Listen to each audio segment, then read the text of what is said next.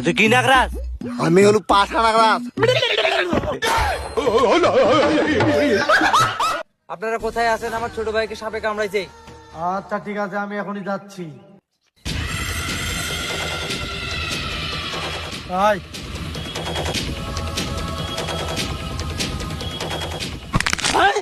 কেমন করে হাঁটছে, হাঁটানো ঢং না, কানার মতো হাঁটছে। বুঝতে পারিনি। क्या गुंडा बनेगा रे तू?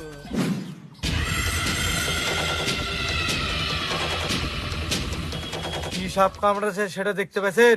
না সাপুরে ভাই, কি সাপ কামড়াচ্ছে দেখতে পাইনি। দেখে মনে হচ্ছে খুব বিষাক্ত সাপ কামড়েছে। এখন আর বিষ নামাতে গেলে একমাত্র ওই সাপটাকে টাকা লাগবে। তাহলে সাপটাকে ডাকেন।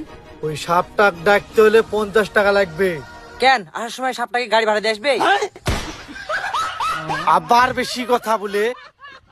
আমার সর্দার এমনিতে ফুক দেয় না, একটা বিনোদ ফু দেওয়ার জন্য 500 টাকা করে লাই, তা তো 50 টাকা দিল আপনার কাছে। দিব কিনা সেটা বল। আচ্ছা আচ্ছা দাঁড়ান দিতেছি। এই জানেন 50 টাকা। চোদন মিন্টা বার কর। अरे कहना क्या चाहते हो?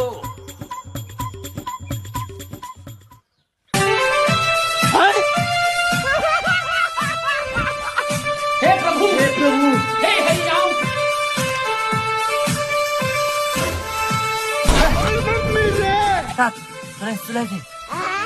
উস্তাদ, চলে আসে।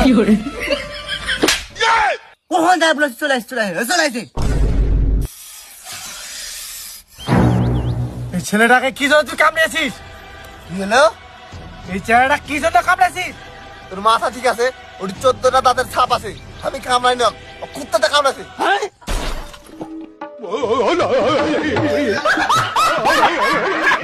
হারাম জাদা, এত বছর ধরে আমার সাথে কাজ করছিস, কোনটা সাপের কামড় আর কোনটা কুকুরের কামড় দেখে বুলবুল আমাক। আপনিও তো দেখে বুঝতে পারেননি।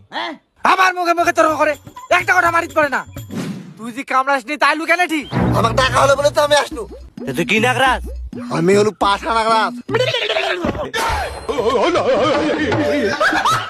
তুই পাঠানার মানে লেনু, কিন্তু কিভাবে করাই লাগবে? পাঠা নাগরাজ তো এরকম করবো না, কেরকম করবো? যাই হোক, যেহেতু তুমি চলে আইছেন ভুল করে, তাহলে তুমি এবার চলে যাও। আমাকে যেহেতু ডাকা হচ্ছে সেহেতু 100 বলে ছবি করে দাম।